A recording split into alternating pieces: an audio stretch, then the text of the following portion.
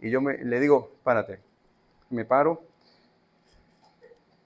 Me acuerdo que le puse la mano aquí en el hombro y le dije, yo quiero orar por ti. Yo quiero orar por esa situación. Pero depende de ti que nuestra oración sea una oración eficaz, le dije. Porque cuando tú oras, es como una llamada telefónica, ¿verdad? Dice, aló, y por el otro lado te dicen, ajá, ¿quién es? ¿No? Lo mismo.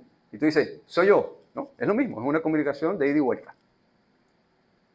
Yo no encuentro a nadie que agarre su teléfono y empiece a hablar sin que haya respuesta, ¿verdad? Entonces la oración es así. Yo le digo, brother, vamos a orar, cierra tus ojos, pero yo necesito que tú hagas algo por mí que yo no puedo hacer por ti. Me dice, ¿qué, chiquito? Yo le digo, cree, brother, cree. ¿Tú crees que el Señor puede hacer el milagro de que tú tengas tu pasaporte mañana? ¿Tú lo crees realmente, Jorge? Me dice, sí, chiquito, yo creo. Y comienza a llorar. Y yo, como soy un bobo, también empecé a llorar con él. Y le digo, vamos a orar, brother, vamos a orar. Y empiezo a orar. Y en un momento abro mis ojos y él está llorando. Y oramos y gloria a Dios, ¿verdad? Terminamos de orar. Me dice, brother, me siento bien. Y yo le digo, ese es el poder de la oración, qué bueno, ¿no? Me dice, ¿y ahora, chiquito? Yo le digo, pues ahora espérate. Vamos a esperar a ver la respuesta del Señor. Ay, no, oye, sí, me empieza a contar. Ok, está bien, pasó el día. Hermano, le voy a decir algo, es un testimonio que le estoy diciendo de verdad. Al siguiente día, 9:30 de la mañana, una cosa así, casi 10, yo estoy sentado en mi oficina con la puerta abierta, haciendo unas cosas en la computadora. Y de repente veo así en el fondo que viene Jorge, el que lo conoce, caminar así rapidito, y viene entrando y se me para en la puerta de la oficina y me dice, chiquito, ¿qué me hiciste tú, brother? Y yo le digo, ¿qué te hice yo? ¿De qué, brother? Me dice, serio, me acaban de llamar del consulado de Cuba que ya tienen mi pasaporte y ya está listo, que lo voy a retirar. Mírame. Le digo, brother, yo no hice nada. No me des ni siquiera las gracias a mí, dale las gracias al Señor. Él fue el que hizo todo. ¿Tú sabes por qué? Porque tú ayer oraste con un corazón, creyendo que el Señor podía hacer eso por ti. Quizás a lo mejor tenía 6 meses, 7 meses, diciendo, Señor, tú estás muy ocupado por mis cosas. Y claro, si tú le dices al Señor, está muy ocupado por sus cosas, pues Él. Pero ayer tú creíste que el Señor podía hacer eso en tu vida. Dice, chiquito, estoy contento, bro, voy a ir a buscar mi pasaporte. Voy saliendo ya para que me entreguen el pasaporte. 6 meses, casi 7 horas, esperando por eso. Brother, y tú viniste, oraste por mí ayer. Y ese hombre salió por ese pasillo diciendo a todo el mundo que yo había orado por él y que ya lo habían llamado para que fuera a recoger el pasaporte. Te quiero, Jorge. Dios te bendiga donde quiera que estés. Mis hermanos, eso me enseñó a mí a que yo cuando oro tengo que creer. Pero a veces yo siempre digo esto, somos creyentes incrédulos. Somos creyentes incrédulos. Dudamos. Pero eso no es lo que quiere el Señor. El Señor quiere que tú creas. Un ápice de duda. Ya. Cree. Cuando pidas, cree. Cree. Ya, ese es el mensaje. Mis hermanos, quiero contarle una historia. Viene el Señor Jesucristo de sacarle un demonio a un hombre que tenía años endemoniado, aquel endemoniado gadareno. Imagínense cómo venía el Señor de luchar con un hombre que dice que tenía una fuerza, ese demonio increíble. Y el Señor viene, cruza y le dice que, vamos a Marcos capítulo 5, versículos 21 en adelante. Yo tengo la NBI aquí. Dice, después viene el Señor Jesucristo, imagino yo, yo no sé si ustedes han luchado alguna vez con un demonio, pero cansa, ¿no? Y de repente viene el Señor Jesucristo, dice, después que cruza, dice, después que Jesús regresó en la barca al otro lado, Viene el Señor después de sacar el demonio a aquel hombre, en una barca, cansado, qué sé yo, viene bueno, cuando viajamos, llegamos cansados, ¿verdad? Y tenemos una especie de jet lag, así como que queremos dormir. Y viene el Señor y regresa de la barca y dice que cuando cruza al otro lado del lago, se reunió alrededor de una gran multitud, por lo que él se quedó en la orilla. El Señor ya lo estaban esperando. Hay una gran multitud, un gentío ahí en la orilla esperándolo. Dice, llegó entonces uno de los jefes de la sinagoga. Dice que uno de los jefes, ¿ok? Habían varios jefes en la sinagoga. En la sinagoga judía, bueno, era el lugar de reunión de los judíos, donde se les tenía la lectura de la palabra, se imponían manos para sanación, se oraba por los enfermos, ¿verdad? Y todas estas cosas. Pero esto no es cualquiera, esto no es el ujier que está parado en la puerta, ¿no? Y no estoy menospreciando a los ujier, por favor. Pero es el principal, uno de los principales de la sinagoga. Este era un hombre, ¿verdad?, que conocía del Señor. Y dice que llega este hombre, jefe, dice que se llama Jairo. Dice que cuando vio al Señor, se arrodilló. Se arrojó a los pies del Señor. Déjeme decirle, los judíos no creían en Jesús. Los judíos no creían en Jesús, y menos este tipo de gente, de rabinos, ¿verdad? De alto rango, ¿no? Y este hombre se arrojó a sus pies, dice, suplicándole con insistencia. Y aquí vamos a ver dos historias. Con insistencia, dice, Señor, mi hija se está muriendo. Yo creo que esta semana hemos visto cómo padres han llorado a sus hijos, ¿verdad?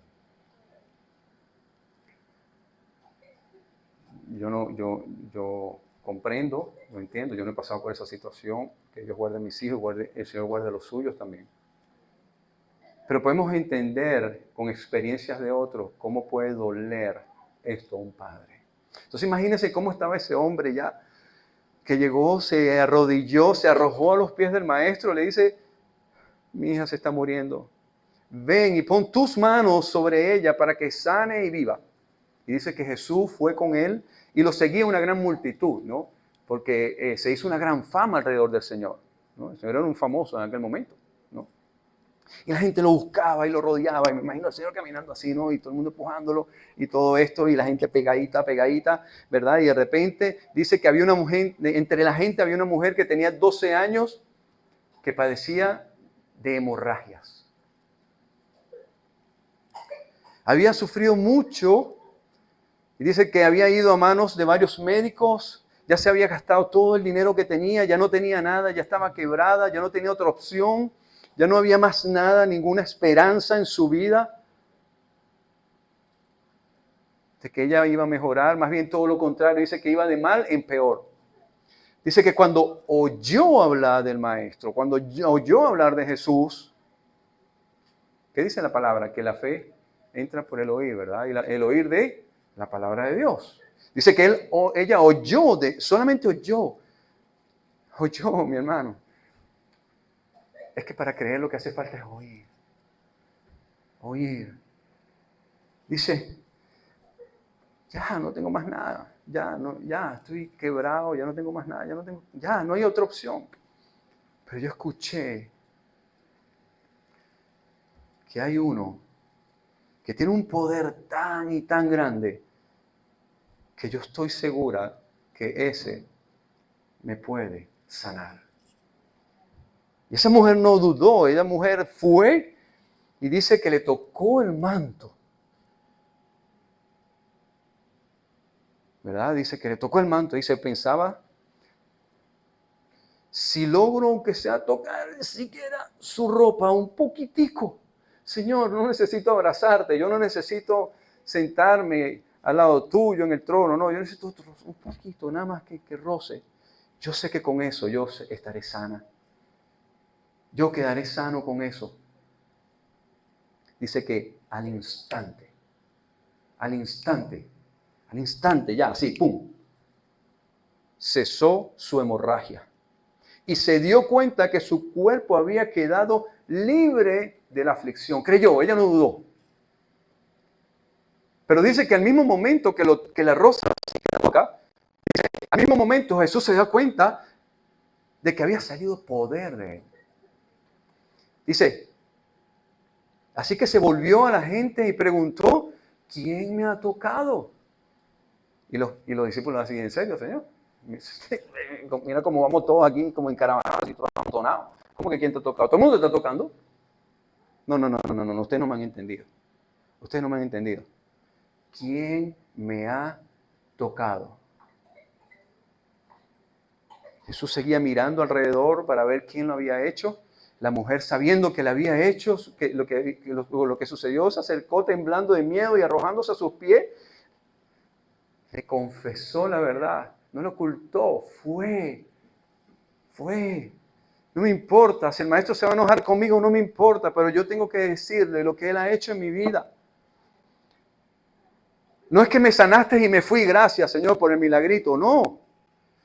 Es que ahora, Señor, yo tengo que venir ante ti, Señor, y decirte gracias, Señor, mira lo que he hecho en mi vida.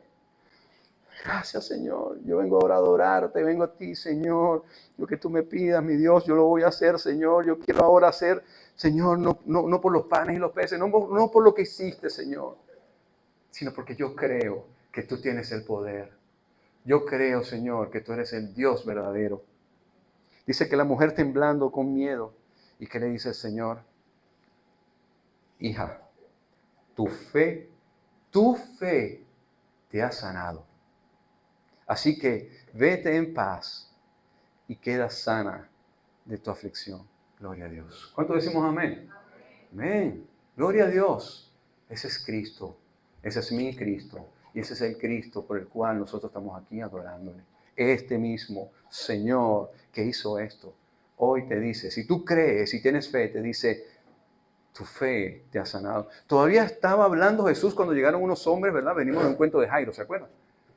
Venimos del cuento de Jairo. Jairo fue y lo buscó, se arrodilló, ¿verdad? Y en el medio el Señor pasa esto con la mujer. Y ahora, bueno, seguimos con el tema de Jairo. Jairo va, ¿verdad? Dice que sigue, pero dice, todavía está hablando Jesús cuando llegaron unos hombres de la casa de Jairo. Acuérdense que Jairo era un principal, ¿no? Era un hombre de alto rango, ¿no? Y tenía gente que trabajaba quizás en su casa. Esta gente llegaron y le dijeron, hey Jairo, brother, tu hija murió. Tu hija murió. Ya, aborta la misión, ya vamos, que ahora hay que ir a arreglar toda la cosa de tu casa, a preparar el velatorio. Vamos a ir ahora a hacer todo lo que tenemos que hacer, porque ya, ni pierdas tu tiempo, vámonos ya. Ya tu hija está muerta. ¿Para qué sigues molestando al maestro? Le pregunta, ¿para qué sigues molestando al maestro? Ya déjalo. Sin hacer caso de la noticia, Jesús le dice al jefe de la sinagoga, hey, Jairo, no tengas miedo. ¿Qué le dice? Cree nada más. Cree nada más. Jairo, pónganle el nombre que ustedes quieran. Pónganse el nombre de ustedes si quieren en su mente. Y yo no sé lo que tú estás pasando, yo no sé lo que tú estás viviendo, pero pon ahí en tu mente, pon tu nombre. Manacatushka, cree.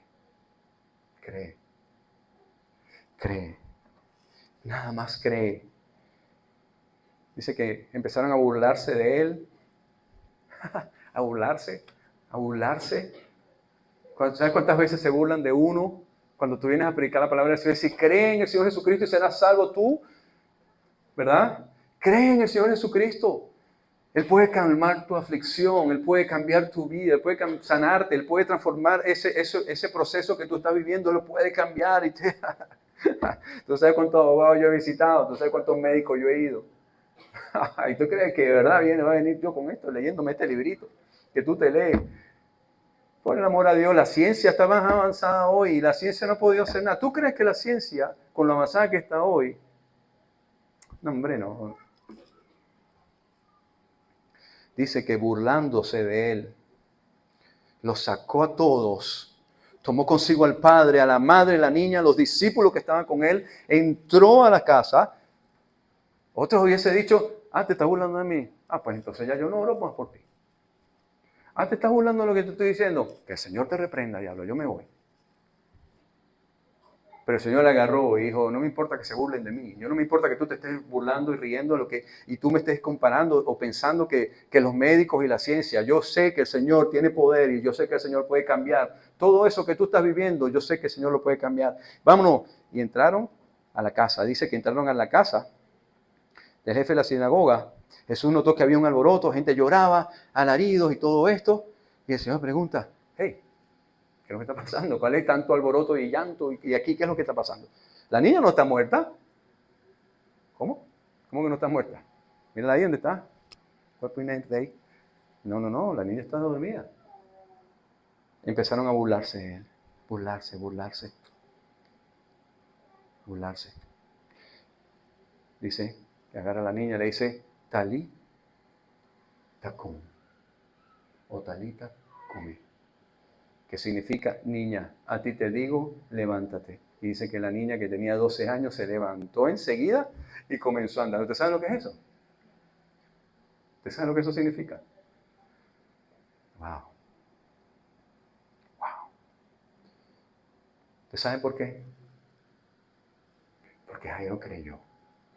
Jairo creyó que el Señor podía hacer el milagro en la vida de su hija. Jairo no dudó, Jairo creyó. Y no importa que había ciencia, no importa que había médicos, no importa que la gente se estuviera burlando, él creyó. Él creyó.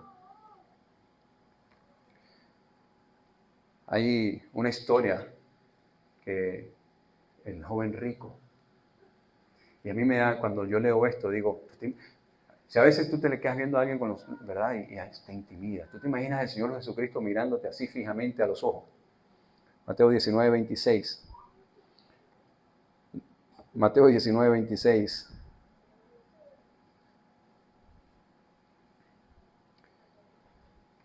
Dice que el Señor se le acercó, mirándolos fijamente, dice aquí. Dice, en ese caso, ¿quién podrá salvarse? Le dice Pedro. Y dice, para los hombres es imposible. Y dice que mirándolos fijamente, imagínate tú el Señor mirándote a los ojos fijamente, sin parpadear, te dice, pero para Dios nada es imposible. Para Dios todo es posible. Para Dios, mi hermano, todo es posible. Eso que tú crees que eso no va a cambiar, quizás para ti ante tus ojos es imposible, pero para el Señor todo es posible. Una vez estaba sentado en una cafetería con unos compañeros de trabajo y alguien hizo el comentario de que había un muchacho homosexual que ahora se había convertido al Señor, había dejado el homosexualismo, se apartó de eso, entendió, ¿verdad?, quién era, fue a la iglesia, aceptó a Cristo, su vida cambió, ahora está en los caminos del Señor, ¿verdad?, en su lucha, pero está en los caminos del Señor, sigue en la iglesia, está ahí, ¿verdad?, el Señor hizo el milagro y la obra en ese hombre, y están contando esa historia en esa cafetería. Hay un compañero de trabajo que días antes me había dicho, oye, tú puedes orar por mi papá que tiene cáncer para que el Señor lo sane. No es cristiano, pero él sabía que yo era cristiano. Y él está ahí y esta persona está diciendo, no, porque es que fulano, que no sé qué, que ahora es cristiano, está yendo a la iglesia, ha cambiado su vida. Y gente se ríe y dice, ja, ¿tú crees que eso puede cambiar? A lo mejor quién sabe para lo que está yendo a la iglesia, ¿no? Y yo me volteo y le digo, ¿tú crees que Dios no puede transformar y cambiar a un homosexual y decirle y hacerle entender su convicción, decirle, hijo, tú naciste hombre? Y puede ese hombre a partir de ahora dejar el homosexualismo, entender, ver quién es y ahora encaminarse en los caminos del Señor y su vida ser transformada completamente. ¿Tú crees que el Señor no puede hacer eso? Yo no creo, riéndose así, yo no creo. Esa gente no cambia, brother. Así me dijeron, cubano, esa gente no cambia, brother. El que viene le digo, tú hace unos días me pediste que orara por tu papá que tenía cáncer. Dice, sí, ¿cómo sigue tu papá? Ahí está, todavía no. Digo, porque tú me pediste que yo orara a mi Dios. por tu papá que tenía cáncer. Y me dice, bueno, porque, ¿sabes? Hay que orar y, ¿sabes? Pedirle a Dios. Yo le digo, pero es que hay algo que no me es congruente en lo que tú me estás diciendo. No veo ahí congruencia. Porque tú me estás diciendo a mí que el Dios al cual tú me estás pidiendo que yo ore para que tu papá se sane, puede hacer que tu papá quede sano del cáncer, pero no puede hacer que un hombre salga del homosexualismo. No entiendo eso. O sea, ¿qué clase de Dios tú piensas que es Dios? ¿Es un Dios que puede hacer unas cosas pero otras no? ¿Tú crees que Dios puede sanar a una persona del cáncer, pero es muy complicado de que Dios pueda cambiar, ¿verdad?, la homosexualidad en una persona? ¿Tú crees eso realmente? Porque si ese es el Dios que tú crees, pues déjame decirte que el mío no es ese. El mío es un Dios que todo lo puede. Hasta el ser más vil que tú te puedas conseguir en el mundo, esa persona puede transformarse y el Señor puede transformar esa vida. Y el que antes era asesino, pues ahora no lo ve, ahora le sirve. Y quizás puede más adelante llegar a ser pastor de una iglesia, ¿no? Si se convierte de verdad. Y si se arrepiente de verdad. Mis hermanos, a veces dudamos del Dios que tenemos. Decimos, Dios puede hacer esto, pero no puede hacer aquello. Yo estoy seguro que Dios puede hacer esto, pero dudo muy poco que pueda hacer esto. Yo no sé si ese es el Dios que ustedes creen, pero no es el Dios que yo creo y no es el Dios que yo predico. El Dios que yo predico en esta tarde es un Dios real, es un Dios todopoderoso, es un Dios que no cambia, un Dios que es inmutable, es un Dios que puede hacer cualquier cosa, lo que a Él le plazca, conforme a su voluntad. ¿Amén?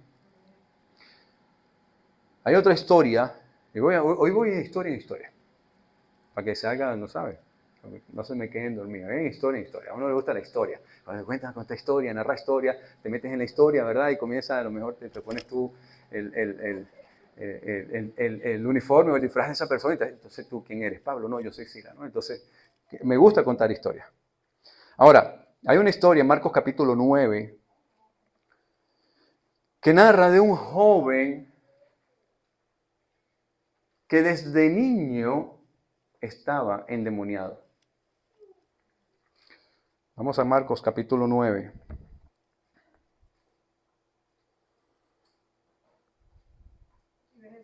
Amén, gloria a Dios. Versículo 14. Ahora venimos, ¿verdad?, de otra historia. El Señor viene de lo que se le conoce como la transfiguración. El Señor viene a pasarse toda una noche, ¿verdad? Estaba en el monte y ahí estuvo reunido con Moisés y Elías, ¿verdad? Andaba con Pedro, con Juan y con Jacobo, ¿verdad? Con el que conocemos como Santiago. Estaban ahí, esto. Ya vienen bajando, llegaron, y cuando llega el Señor Jesucristo, dice, versículo 14, cuando llegaron a donde estaban los otros discípulos, vieron que a su alrededor había mucha gente y que los maestros de la ley discutían con ellos. Imagínense esa escena, el Señor viene bajando y de repente se encuentra que hay un bululú, hay una cosa ahí, un rollo ahí armado, gente gritando, gente diciendo, porque esa gente no pelea bajito, esa gente, no, esa gente pega gritos y esto, y están ahí gritándose. Y el Señor mira aquello, ¿qué está pasando? ¿Qué está pasando? ¿No? Dice, como tan pronto la gente vio a Jesús, todos se sorprendieron y corrieron a saludarlo. ¿Se dan cuenta que había una fama alrededor de Jesús? Oh, wow. Menos mal que no existían celulares de esos inteligentes, porque vamos a tomar un selfie, ¿no? Y de ese tomaban un selfie. Y Señor, y posteando todo en Instagram, me estuve con el Señor y mira esto, ¿no? Pero estaban todos ahí, se sorprendieron, corrieron a saludarlo ahí, el Señor, maestro, maestro. Y de repente el Señor dice, ¿qué estaba discutiendo ustedes con ellos? Hey, discípulo, ven acá. ¿Qué está pasando aquí? Que ustedes están discutiendo con esta gente. ¿Qué pasó? Y de repente dentro de la multitud había imagínense un gentío, un gentío. Yo no sé cuántos de los que están aquí han ido a un concierto de esos grandes alguna vez, pero yo me he encontrado en el medio de un concierto de 60,000 personas y déjenme decirle que es bastante gente. Y el Señor siempre andaba rodeado de 3,000, 5,000, 10,000, 8,000 personas. O sea, era un gentío que andaba siempre agolpado alrededor del Señor. ¿No? Cuando murió en la cruz nada más estaba uno solo, Juan. Dice que el Señor le dice, y sale entre esa multitud un hombre, dice, maestro, te he traído a mi hijo, Señor, porque está poseído por un espíritu que le ha quitado el habla. Maestro, ¿por qué se lo trajo? Porque es la fama del Señor ya. La gente ya estaba divulgando todo lo que hacía el Señor, los milagros, todo lo que estaba haciendo. Y este hombre fue, dijo, ya, yo se lo voy a llevar. Dice, cada vez que se apodera de él, el Señor lo derriba. Echa espumarajos, cruje los dientes, se queda rígido. Y entonces, Señor, le pedí a tus discípulos que lo expulsaran al espíritu, pero tus discípulos no lo lograron. Y el Señor dice, generación incrédula, ¿hasta cuándo tendré que estar con ustedes? ¿Hasta cuándo tendré que soportarlos? Tráiganme al muchacho. Así que agarraron al muchacho así, todo endemoniado, rígido, qué sé yo, se lo traen y se lo ponen ahí. Y dice que tan pronto como vio a Jesús, el muchacho, cuando vio a Jesús, dice, el espíritu sacudió de tal modo al muchacho que éste cayó al suelo y comenzó a revolcarse echando fumarajo. Como que el demonio dijo, me lo voy a llevar antes que te lo saque, antes que me saquen de ti, ¿no? Ya, voy a acabar contigo. Y lo tira el muchacho ahí. Y el muchacho, imagínense la escena, el muchacho ahí temblando, echando fumarajo, y el Señor le dice, ve acá, ¿cuánto tiempo hace que pasa esto? ¿No? Le pregunta al padre, ¿cuánto tiempo hace que esto le pasa? Y el padre le dice, Señor, desde que era niño.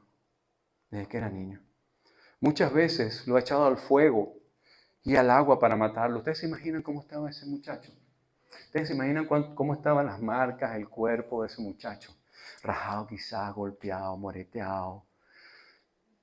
No sé, imagínense cómo pobre hijo, ¿no? Qué lástima, desde pequeñito tú ver a tu hijo así, a lo mejor los dedos retorcidos, porque eso, cuando un demonio entra pasa cualquier cosa en ese cuerpo. Y llega a lo mejor y verlo, y una cosa horrible. Y ese padre sufriendo a ver a su hijo ahí desde niño, dice, muchas veces lo he echado a fuego y al agua para matarlo, lo he intentado ahogar y lo he intentado quemar. Imagínense las quemaduras de ese muchacho. Y mira lo que le dice el hombre, si puedes hacer algo, ten compasión de nosotros y ayúdanos. Señor, si tú puedes hacer algo, ten compasión de nosotros, Señor, y ayúdanos. Y el versículo 23 aquí dice, en esta versión, dice, me gusta porque esta versión, yo me imagino al Señor diciendo,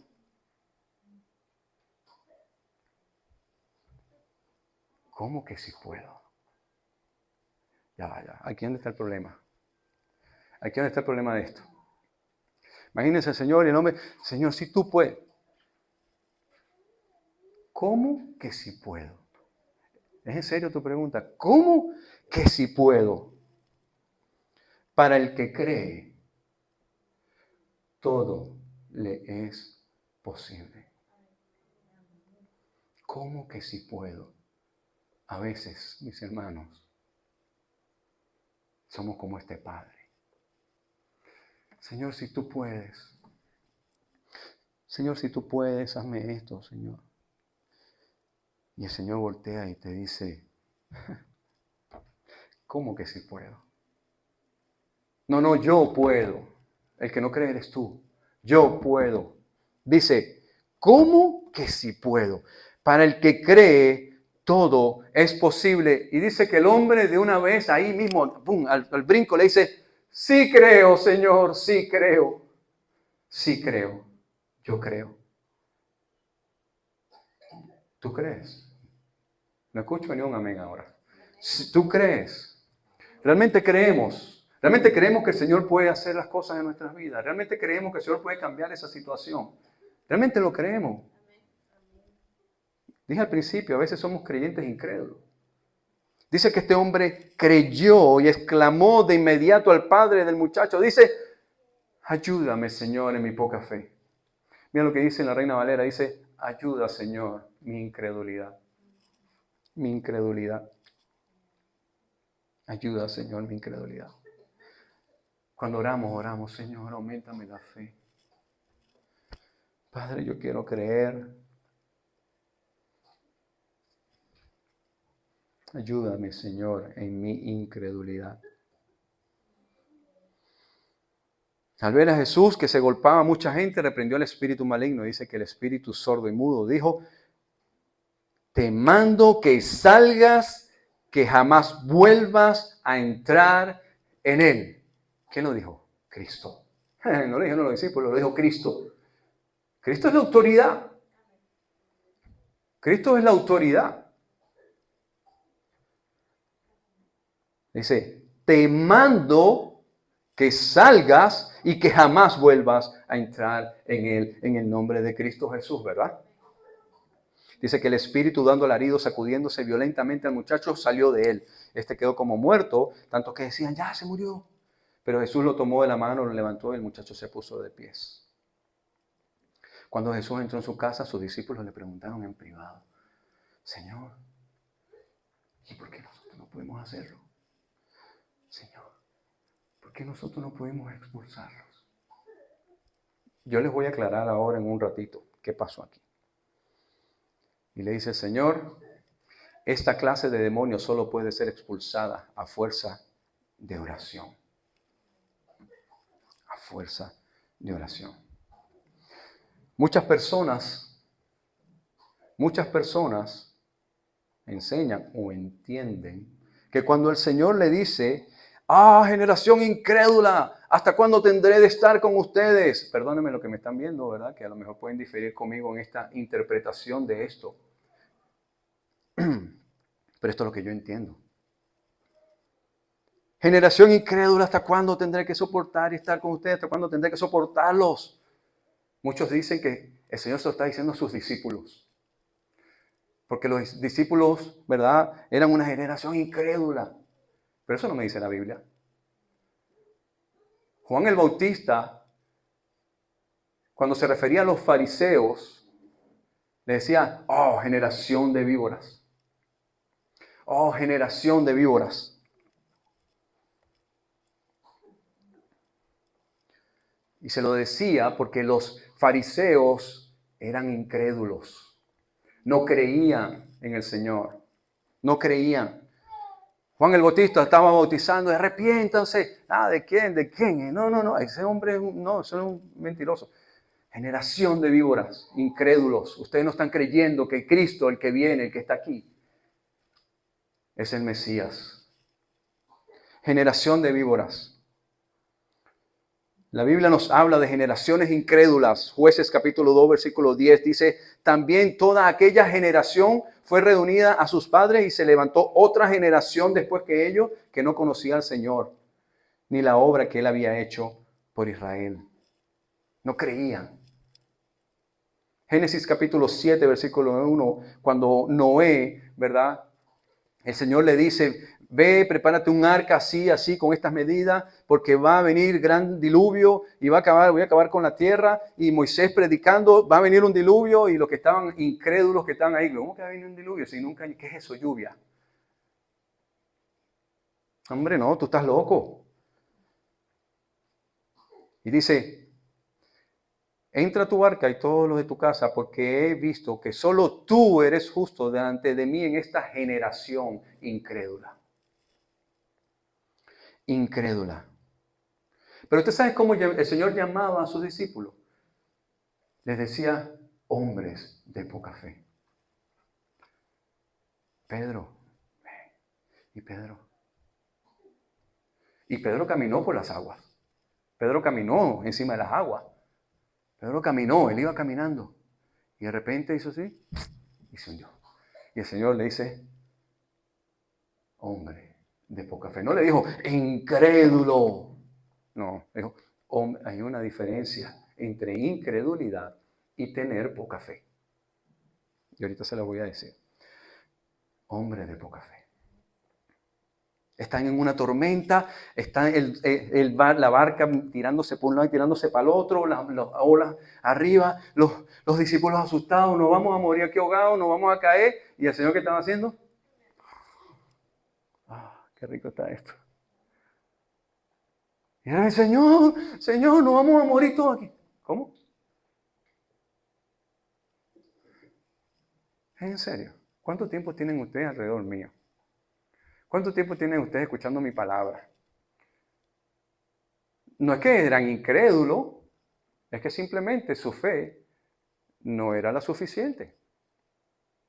Y le dice, hombres de poca fe. Pero la Biblia me habla a mí de que la generación incrédula de ese momento eran los fariseos, los escribas. ¿Quiénes estaban ahí? Vamos a revisar ahí rapidito. Vamos ahí. Marcos capítulo 9 dice, cuando llegaron donde estaban los otros, versículo 14, cuando llegaron los otros discípulos vieron que a su alrededor había mucha gente. ¿Y quiénes estaban? Los escribas, los maestros de la ley, los fariseos estaban ahí. Aquellos, ¿verdad? Que a los cuales Juan el Bautista le decía, generación de víboras, ustedes no creen en el maestro. Esos escribas, ¿ustedes saben lo que hacían? Iban detrás del Señor a ver, en qué lo agarraban, en cuál era la caída que tenía el Señor, ¿no? Ellos iban así, tirándole conchita de mango para ver si el Señor se caía, se resbalaba, pum, y le daban, ¿no? Esos eran los escribas, porque no creían en Cristo, no creían que Él era el Mesías. Ellos eran la generación incrédula. Los israelitas eran unos incrédulos, ellos no creían en el Señor. Yo estoy seguro, y perdónenme lo que piensan diferente, que cuando el Señor dice, oh generación incrédula, no se está refiriendo a los discípulos. Porque después en privado le dice dicho, ustedes son unos incrédulos. Yo estoy seguro que cuando el Señor aquí les dice, oh generación incrédula, no se lo está diciendo a su discípulo, se lo está diciendo al gentío agolpado alrededor de ellos. Entre ellos estaban los escribas, los fariseos, los maestros de la ley y toda esa gente, israelitas, que no creían en Él. Y yo estoy seguro que el Señor le está diciendo, ustedes no creen. Ustedes son una generación incrédula. Acuérdense que dice la palabra del Señor, Señor, ¿por qué tú has venido? Yo he venido por las ovejas perdidas de la casa de Israel. Y ellos, dice, que no le creyeron, a lo suyo vino, mas los suyos no le recibieron, pero hubo un grupo de gente que sí lo recibió y creyó en Él. Y voy para allá. Hay otra historia muy bonita, que habla de un centurión. Un centurión no israelita, un centurión gentil. Mateo 8, 5.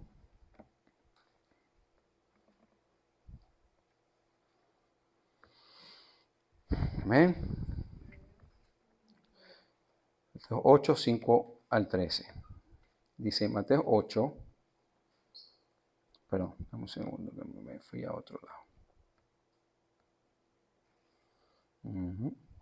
Mateo 8. Dice, otra vez, ¿verdad? Jesús viene de sanar a un leproso, pero dice que el Señor está ahí. Le dice, tú sabes que yo voy a leer, vamos a leer Lucas 7, porque es que ahí me interesa, porque hay una información ahí que yo quiero traerle a ustedes. Lucas 7, ¿ven? Lucas 7, versículo 1. Lucas 7, versículo 1, dice, cuando el Señor terminó de hablar al pueblo, ahí está el Señor, ahí está Jesucristo, ¿verdad? Hablándole al pueblo, así, ¿verdad? Predicando el evangelio, diciéndole, ¿verdad? Hablándole. Dice, Jesús entró a Capernaum. Había allí un centurión cuyo siervo, a quien él estimaba mucho, estaba a punto de morir. Pero estaba el Señor ahí predicando, ¿verdad? Estaba el Señor ahí predicando. Ahora sí, vuelvo a Mateo 5. ¿Ven? Estaba el Señor ahí predicando. Mateo 5. Perdón, 8. Yo no sé por qué tengo el Mateo 8, versículo 5. Dice. Está el Señor predicando y se entró a la ciudad y se acercó un centurión pidiendo ayuda, ¿verdad? Y este centurión le dice, Señor, mi siervo está postrado en casa, ¿con quién? Con parálisis y sufre terriblemente. Y inmediatamente el Señor le dice, ¿sabes qué? Iré a sanarlo. Y la historia dice, Señor. Este es un centurión, escúchenme, la palabra dice, ¿verdad? Es un centurión, era un hombre de un alto rango militar, ¿verdad? Pero que él también tenía por encima a otro superior. Él tenía uno subalterno. Él conocía lo que era la cadena de mando. Él conocía perfectamente lo que era la cadena de mando. Pero también él conocía su condición. ¿Por qué les dije que el Señor estaba predicando? ¿Por qué? Porque el Señor está predicando y seguramente alguien de allí fue y le dijo, ¿verdad? Hey, Jesucristo está predicando, yo escuché que está sanando por la fama que tiene, ¿verdad? Está sanando enfermos, está haciendo esto, está haciendo lo otro. Y ahí viene este hombre de una vez, no es israelita, ¿verdad? No es israelita, es un gentil. Y viene este hombre con una humildad en el corazón y le dice, Señor, no merezco que entres bajo mi techo. Señor, pero una palabra tuya, Señor, una palabra tuya bastará para sanarlo. Bastará, Señor, para que él quede sano. Porque yo mismo soy un sujeto que da órdenes superiores, sujeto a órdenes superiores y además tengo soldados bajo mi autoridad, ¿no? Él está reconociendo a Jesucristo, ¿verdad? Y dice, le digo a uno, ve y va, y el otro, ven y viene, le digo a mi siervo, haz esto y lo hace. Y dice que al oír esto Jesús se asombró, wow, Señor, oh, wow. Y dijo, ¿a quiénes lo seguían? Escuchen, este es un vivo ejemplo. De esto es lo que yo estoy hablando desde hace rato. Les aseguro que no he encontrado en Israel a nadie con tanta fe como este hombre. Les digo que muchos vendrán del oriente y del occidente y participarán en el banquete con Abraham, Isaac y Jacob en el reino de los cielos. Pero los súbditos del cielo se le echarán afuera, a la oscuridad, donde habrá llanto y rechinar de dientes. Y mira lo que dice el versículo 13. Y le dice Jesús al centurión, ve, todo se hará tal como creíste. Como creíste. Dice en la Reina Valera, entonces Jesús dijo al centurión, ve, y como creíste, te sea hecho. Gloria a Dios. Mis hermanos, se trata de creer. Se trata de creer.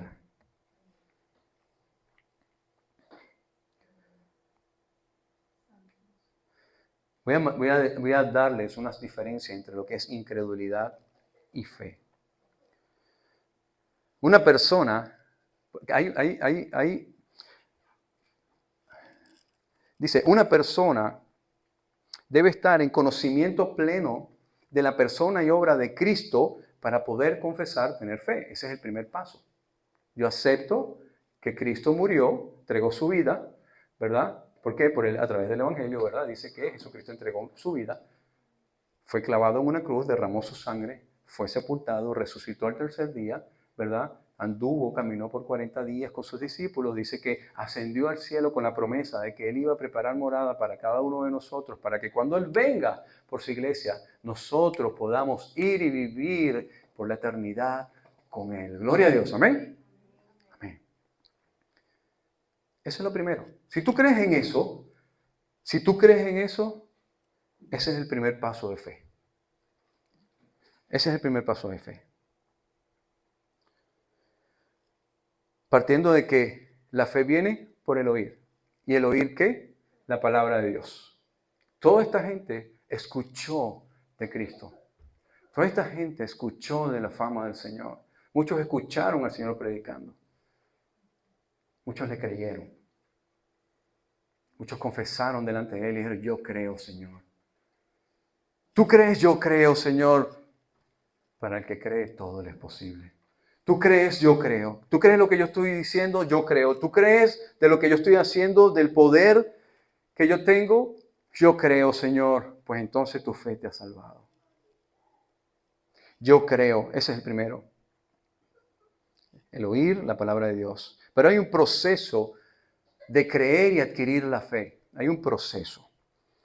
Este proceso es primero adquirir el conocimiento de Dios, la palabra, ¿verdad? Las personas pasan por diferentes estadios, ¿no? Por un proceso, ¿ok? Y ese proceso es lo cual se define su posición y creencia frente al testimonio bíblico. Lo que aquí dice yo lo creo. Yo creo que el Señor sí de verdad hizo milagros. Yo creo de verdad todo lo que dice aquí en la Biblia. ¿Lo creemos o no lo creemos? Ok, lo creemos. Entonces, ese es uno de los pasos. Ya creíste, ya aceptaste al Señor, ya estás creyendo, ¿verdad? Que la palabra del Señor es viva, eficaz. Sí, yo creo, wow, la palabra del Señor está transformando mi vida, ¿verdad? Y ya soy una persona diferente, ya pienso diferente, ¿verdad? Dice, luego, al ser expuesto el conocimiento, pasa por un periodo de duda y titubeo. ¿O no? ¿Pasamos o no? Yo he pasado por un proceso de duda. Yo lo he pasado. Bueno, yo no sé, a lo mejor hay uno que tiene en un nivel más espiritual más arriba que yo, pero yo lo he pasado. Yo he pasado por momentos de duda, de titubeo. Yo he sido uno de esos que dice, Señor, ¿tú puedes? Yo lo he hecho en mi vida. Entonces pasamos por ese periodo donde aún no tomas decisiones claras, sino que considera lo que han conocido. O sea, más o menos lo que yo leo lo tomo en consideración, pero todavía no lo aplico a mi vida, ¿no? Y estás en ese proceso de, ¿verdad?, fortalecer la fe. Por último, en un acto de voluntad deliberada, porque tú quieres hacerlo, porque ya te convenciste. La palabra del Señor te convenció. Dice Santiago, ¿verdad? La palabra implantada ya vino a ser parte de tu vida, ¿verdad? Ya estás ahí, ya entiendes hoy, ¿verdad?, tu condición, ya conoces y ya estás aferrado en esa fe y ya estás abrazando la fe.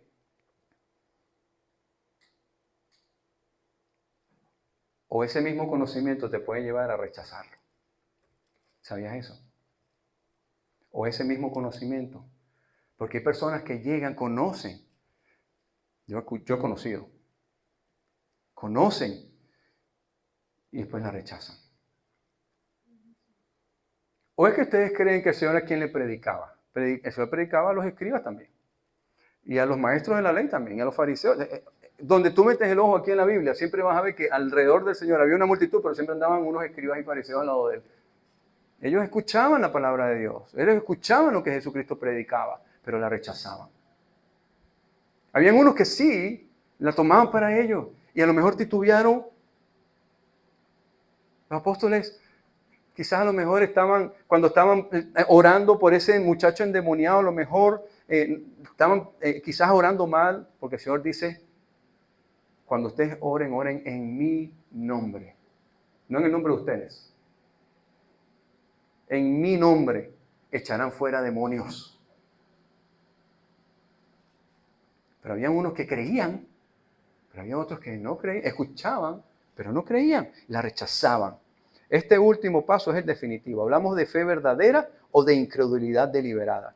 Pasamos de la incredulidad por ignorancia o la incredulidad consciente, la cual después de haber oído y entendido, tú decides darle la espalda a este mensaje que hoy yo te estoy presentando. Ya después que tú conoces y dices, oh, pero es que lo que me dijeron, lo que me predicaron, yo ahora tengo que decidir. No me interesa, gracias. O he comprendido y entendido que yo necesito a Cristo en mi vida. Señor, como hizo Jairo, Señor, como hizo aquel hombre, Señor, Maestro, yo creo, Señor, que tú puedes transformar y cambiar mi vida. Señor, yo reconozco que tú, si yo dejo que tú entres, Señor, y cenes conmigo, que mores en mí, Señor, yo sé, Señor, que tú vas a cambiar mi vida, Señor. Tú no me vas a dejar igual. Yo voy a ser diferente, Señor. Voy a ir cambiando, Señor. Yo reconozco eso, mi Dios. Reconozco que soy un pecador, Señor, que si yo no te acepto a ti, mi Dios bendito, como mi único y verdadero Salvador, Señor, y yo muero esta tarde, Señor, yo no voy a ir contigo a gozar en la eternidad, sino que yo me voy a ir a un lugar donde dice la palabra del Señor que habrá lloro y crujir de dientes.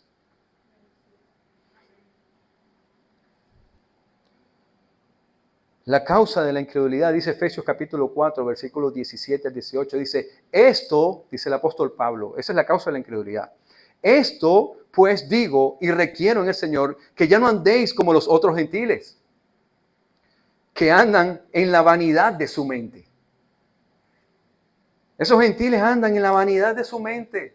Filosofías huecas, creyendo en tonterías, creyendo en esto, poniéndose el lacito de rojo, haciéndole 7 nudos, poniéndose el ojo esto, poniéndose aquello, el gatico así haciendo así, el Buda así sobándole, haciendo posiciones de yoga y cuanta cosa, o que léeme la carta, tírame esto, o que me dice el horóscopo para hoy, me visto de amarillo, me visto de verde.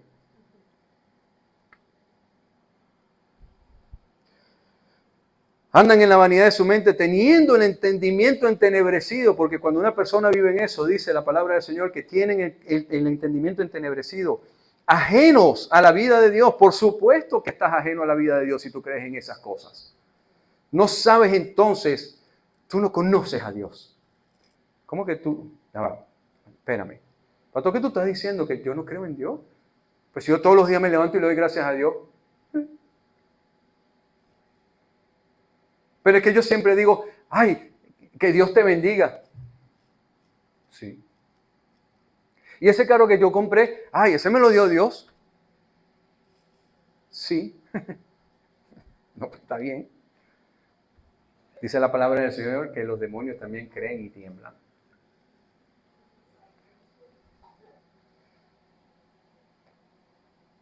El hecho que tú tengas a Dios en tus labios no dice que tú lo tengas en tu corazón. Tú puedes tener a Dios en tus labios todo el día, pero Dios no habita en tus labios. Dios habita en tu corazón. Dios no quiere cambiar tu boca. Él no es odontólogo.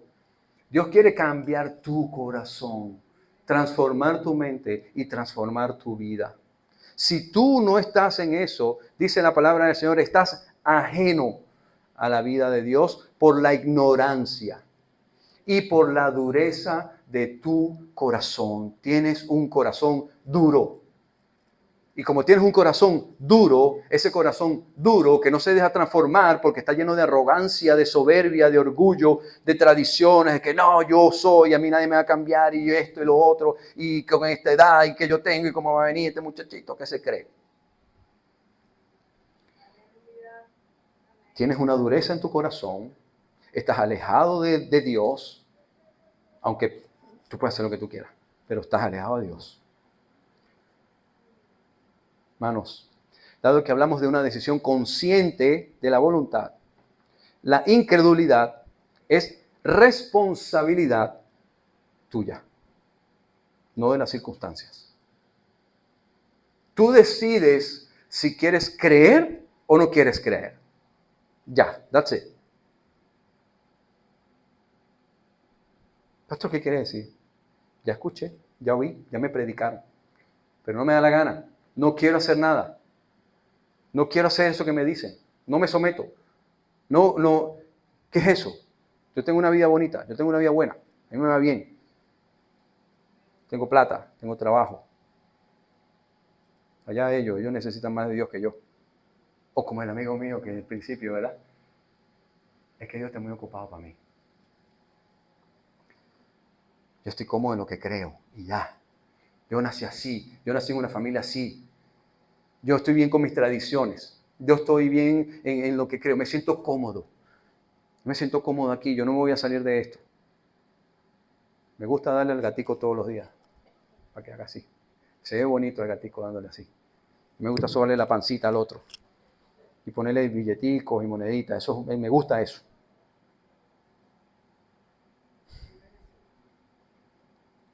Mi hermano, la Biblia declara que las personas por tendencia natural tienen oscurecido el entendimiento. Por lo tanto, amigo mío, usted se encuentra alejado de la vida de Dios por su ignorancia y por la dureza de su corazón. Un punto muy importante de entender es que la incredulidad es causada por un corazón duro, oscurecido, que se rehúsa a entender y a conocer al Señor. Y produce además una mayor dureza del corazón. Mientras más tú te endureces, no quiero ir a la iglesia, no me interesa ir a la iglesia, no me importa lo que dicen ahí, no me importa lo que dicen en ese libro, no me importa, más tu corazón se está endureciendo. Que no le extrañe Cuando Dios te ha invitado 20 veces, le ha predicado 100 veces a una persona y no quiero ir, no quiero ir, no, tiene el corazón endurecido. Es terrible saber que la misma persona que rechaza la verdad expuesta sobre Jesucristo y endurece su propio corazón para recibir mayor verdad, exponiéndose cada vez más y más a la incredulidad. Hermanos, no podemos pasar por alto esta verdad. Usted es responsable de la decisión que usted tome con respecto a la verdad a la que ha sido expuesto. Hermano, no hay más nadie que sea responsable de eso. Usted desea creer, usted de verdad cree, pues tome una decisión. Tome una decisión. Tengo mucho más para decir, pero me voy a ir a la conclusión. Tanto la incredulidad y la fe son decisiones que el ser humano toma en un debido momento. Usted decide si cree o si no cree. Y cada decisión que usted tome tiene consecuencias. Pero déjeme decirle que las consecuencias, en este caso, son eternas. No son temporales, terrenales, sino que son eternas.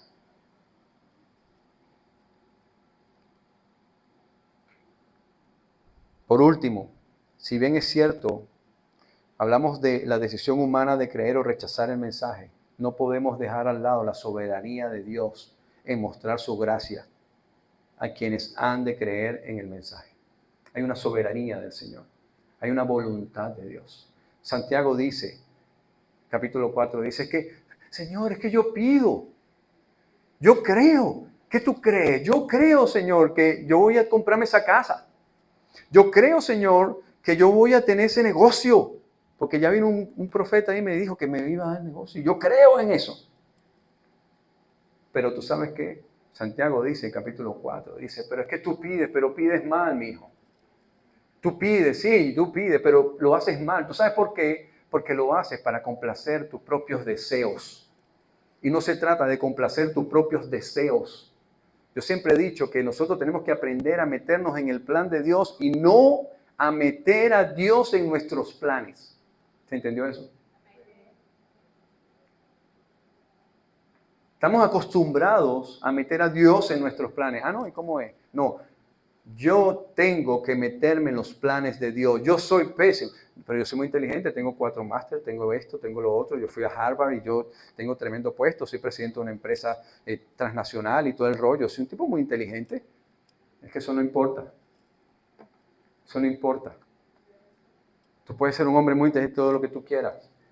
Pero eres un hombre que tus planes... Yo conozco gente muy inteligente con todas esas cualidades y su vida es un completo desastre. Más bien, tú dices, wow, qué tristeza. Son un completo desastre. Y eres pésimo haciendo planes. Eres pésimo haciendo planes. Tú eres un hombre, un ser humano limitado.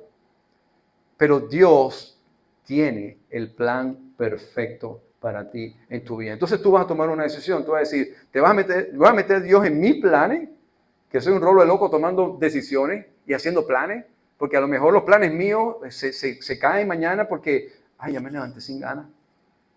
Pero Dios no cambia. Entonces tú dices, o meto a Dios en mis planes, que hoy pueden sí, mañana no, porque depende cómo me levante, si está lloviendo o no está lloviendo, si voy para esto, voy para lo otro, dependiendo, me entró una llamada, cambié de plan, o me meto en el plan de Dios, que es un plan inmutable, que no cambia, es un plan perfecto, y lo que Dios prometió que venía para mi vida, y lo que ya Él tiene ya para mi vida, eso va, porque Él no cambia, porque Él no cambia su palabra. Yo no sé dónde ustedes se quedan, yo me quedo aquí. Yo me quedo aquí. Yo no tengo yo para allá, ¿no? Yo me quedo aquí. Señor, ¿cuál es el plan que tú tienes para mí en mi vida? ¿Cuál es tu voluntad, Señor? Yo creo, Señor, en eso. Yo creo que tú tienes un plan perfecto en mi vida. Tú tienes un plan, Señor, que aunque a mí no me guste, aunque a mí me parezca, me haga llorar, aunque ese plan vaya en contra de mis deseos carnales, aunque ese plan vaya en contra de lo que ya yo haya venido preparando hace 10 años atrás, Señor, pero hoy entiendo que ese no es tu plan. Ese no es tu plan. Hermano, ¿tú crees? ¿Tú crees? ¿Tú crees? Amén. ¿Tú crees que cuando nos alineamos a la voluntad de Dios y nos sometemos a ella, sin dudar de su palabra, tú crees que si tú te metes en ese plan, todo es posible? Aunque vaya en contra de tus pensamientos, de lo que tú deseas, si tú te metes en ese plan, todo es posible. ¿Será que hay algo imposible para Dios? ¿Será que hay algo imposible para Dios? Hay un verso, Juan capítulo 9, un hombre que nació, no lo lean en su casa. Un hombre nace ciego, de nacimiento ciego. Él nació ciego, no fue que se quedó ciego de repente, él nace ciego. Y el Señor lo ve, dice, este hombre. Y los discípulos, Señor, ¿quién pecó, él o sus padres? Y el Señor dice, no, ninguno. Es que este hombre nació para que el poder de Dios se manifieste en él. Así.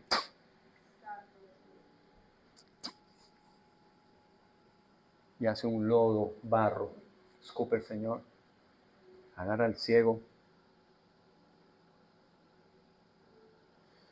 Se ve y lávate. El ciego fue, se lavó. Y de repente ese hombre empezó a ver. ¿Quién fue el que me salvó? No sé, pero anda para la sinagoga para que te vean. Y se fue ese hombre corriendo. ¿Para dónde es la sinagoga? Porque yo nunca había visto para el camino para la sinagoga. Por ahí. Y llegan los hombres a la sinagoga y empiezan a juzgarlo tú. Y empiezan a llamar testigos. ¿De verdad que este hombre es ciego? ¿De verdad que este hombre es ciego? Entonces, sí, yo soy ciego y alguien me sanó. Que ese fue Jesús de Nazaret. Ese hombre que anda rompiendo las leyes, sanando gente en el Shabbat. En el Shabbat no se puede. Ese hombre está rompiendo con la ley. Eso es un falta de respeto. Y el hombre le dice, yo no sé, pero lo que yo sí sé es que Él me ha sanado y me ha devuelto la vista. Y sale y lo expulsan al ciego y lo tiran para afuera de la sinagoga. Y dice que así estaba y se topa, se encuentra con el maestro. No lo veía, no reconocía, no sabía quién era. El Señor lo había visto a él, pero no lo había visto, ¿verdad? El Señor. Él era ciego en ese momento. Y dice, oyó Jesús que le habían expulsado. Y hallándole, mira que el Señor lo buscó, y hallándole, le dijo, ahí está el ciego que yo sabía que él. Y lo halló. Y hallándole le dice, ¿crees? No, yo no me metí la mano acá tú. Sebastián, ¿crees en el Hijo? ¿Tú en el Hijo de Dios? Y respondió él, el ciego, ahora mirando a Jesús. No lo había visto antes, lo había oído, pero no lo había visto. El Señor dice que lo halló. Y cuando el Señor lo halla, la primera pregunta que le dice es, ¿crees tú en el Hijo de Dios? ¿Crees tú que Cristo murió en una cruz? ¿Crees tú que Cristo murió por ti? ¿Crees tú en el Hijo de Dios? Y este hombre respondió y le dijo, ¿quién es? ¿Quién es, Señor, para que crea en Él? ¿Quién es para que yo crea en Él? ¿Quién es, Señor, para que yo crea en Él? Y Jesús le dijo, ¿le has visto? ¿Le has visto? ¿Y tú sabes qué? Es Él el que habla hoy contigo. Gloria, yo no sé, pero a mí me da escalofrío. Jesús le dijo, ¿le has visto? Y es este el que habla hoy contigo. Él es. Él es el que está hablando hoy contigo. Yo no, yo me meto aquí atrás. Es Él el que está hablando hoy contigo. Es Él el que está tocando tu corazón hoy. El que te está diciendo, hijo, me habías escuchado de mí. Pero ahora me conoces. Ahora Y mira lo que le dijo al hombre, le dice, creo, Señor. Y le adoró. Creo, Señor. Y le adoró. Póngase de pie.